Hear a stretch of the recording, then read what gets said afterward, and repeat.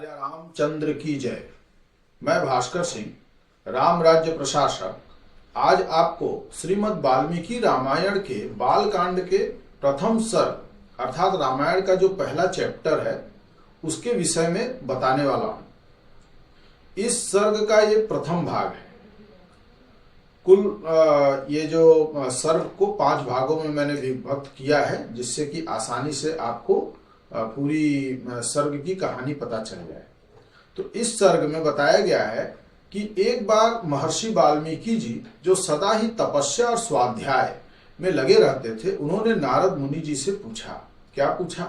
उन्होंने पूछा कि नारद मुनि जी, आप मुझे यह बताएं कि इस समय समस्त संसार में गुणवान, वीरवान, धर्मज्ञ, उपकार मानने वाला, सत्यवक्ता और दृढ़ प्रतिज्ञ कौन है?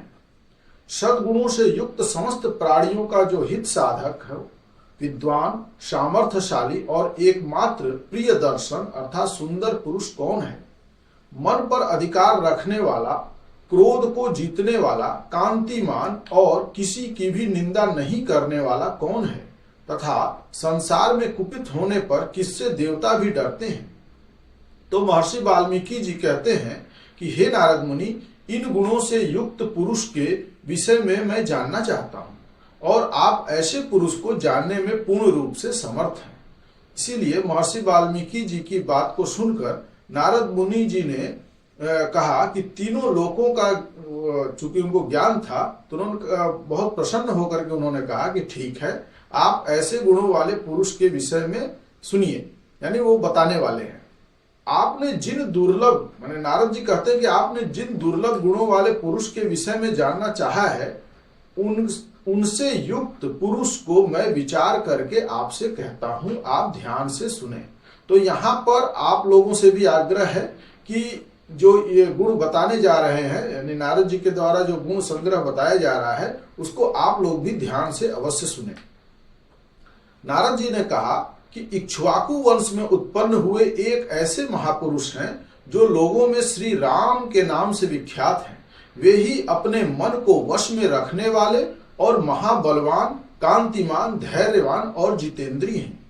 वे बुद्धिमान, नीतिज्ञवान, वक्ता, शोभायमान तथा शत्रु संहारक हैं। उनके कंधे मोटे और भुजाएं बड़ी बड़ी हैं। ग्रीवा अर्थात गर्दन शंख के समान है और ठोड़ी मांसल अर्थात पुष्ट है। उनकी छाती चौड़ी तथा धनुष बड़ा है। गले के नीचे की हड्डी अर्थात हसली मांस में छुपी हुई है। वे शत्रुओं का दमन करने वाले हैं। भुजाएं घुटने तक लंबी हैं, इसीलिए भगवान राम को अजान बाहु भी कहा जाता है, क्योंकि उनके भुजाएं जो है बहुत लंबी थी। मस्तक सुंदर है और ललाट भव्य और मनोहर, चाल उनकी मनोहर है। उनका शरीर मध्यम और सुडौल है। देह का रंग चिकना है। वे बड़े ही प्रतापी हैं। उनका वक्ष स्थल भरा हुआ है। आंखें बड़ी बड़ी हैं। वे शोभायमान और शुभ लक्षणों से संपन्न हैं। धर्म के ज्ञाता, सत्य प्रतिज्ञ तथा प्रजा के हित साधन में लगे रहने वाले हैं। वे यशस्वी, ज्ञानी, पवित्र, जितेंद्रिय और मन को एकाग्र रखने वाले हैं। प्रजापति के समान पालक हैं। श्री संपन्न हैं। वैरी विध्वंसक हैं और जीवों तथा धर्म के रक्षक हैं। स्वधर्म और स्वजनों के पालक हैं। वेद वेदांगों के तत्ववेत्ता और धनुर्वेद में प्रवीण हैं। वे अखिल शास्त्रों के तत्वज्ञ, स्मरण शक्ति से युक्त, प्रतिभा संपन्न हैं। अच्छे विचार और उदार हृदय वाले हैं। वे श्री रामचंद्र जी बातचीत करने में चतुर तथा समस्त लोगों के प्रिय हैं। जैसे नदियां समुद्र में मिलती हैं, उसी प्रकार सदा राम से साधु पुरुष मिलते रहते हैं। वह आर्य एवं सब में समान भाव रखने वाले हैं।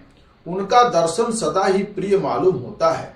संपूर्ण गुणों से युक्त वे श्री रामचंद्र जी अपनी माता कौशल्या के आनंद को बढ़ाने वाले हैं। गंभीरता में समुद्र और धैर्य में हिमालय के समान हैं।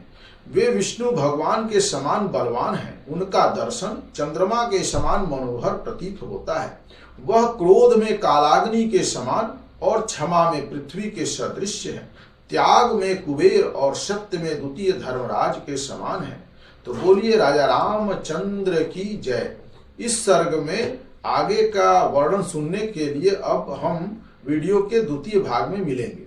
तो रामायण के इस प्रथम सर्ग में बालकांड में आपने श्री रामचंद्र जी के दुर्लभ गुणों का वर्णन सुना है। अगर यह गुण आपको अच्छे लगे हों तो इसको आत्मसात करें और अधिक से अधिक लोगों तक इस वीडियो को शेयर करें, जिससे राम राज्य के कार्य में को प्रचार प्रसार किया जा सके। अपने विचारों को आप लिख करके हमें भेजें कमेंट के माध्यम से। आप जिस भी माध्यम से इस वीडियो को देख रहे हो, चाहे यूट्यूब, फेसबुक या इंस्टाग्राम, जहां भी आप इसको देख रहे हो, तो इसे आप लाइक करें, शेयर करें, फॉलो और सब्सक्राइब करें। और यदि रामराज प्रशासन के साथ जुड़ करके आप कार्य करना चाहते हो तो अपनी जानकारी हमें ईमेल के द्वारा भेजें। ईमेल आपको डिस्प्ले में दिया गया है। तो पुनः सभी को जय श्री राम।